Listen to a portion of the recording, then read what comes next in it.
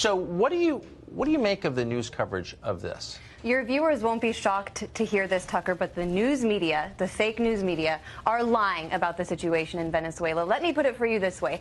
Imagine if Hillary Clinton had refused to admit defeat after losing to President Trump in 2016 and banded together a group of 24 U.S. soldiers and attempted to take the White House by force. I don't think she'd be walking freely on the streets the way Juan Guaido is walking right now in Caracas, and I certainly think the news media would be calling it rightfully a coup. And let me just tell you, when it comes to what's happening on the ground there, I can tell you, I was there for a month earlier this year. The opposition has no popular support. Juan Guaido proved today once again that he will only ride in to power on the back of a U.S. tank.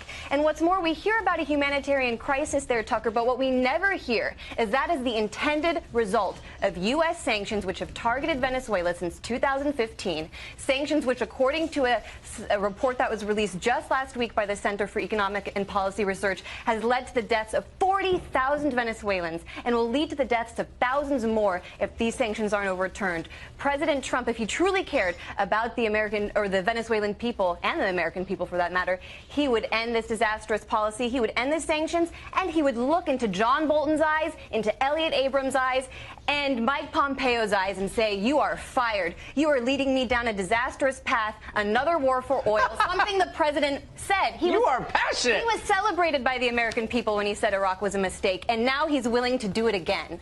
But it is a bipartisan thing. I mean, Biden came out today and said he agrees. Absolutely, it is a bipartisan issue. So, it's interesting. It would be interesting to know why that is. I believe in an open debate, and I'm not sure I agree with everything you said, but I'm glad that you could say it here.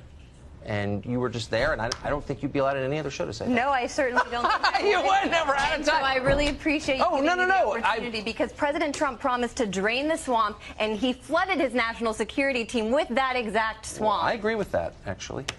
Anya, thank you very much Tucker. for your perspective. Good to see you.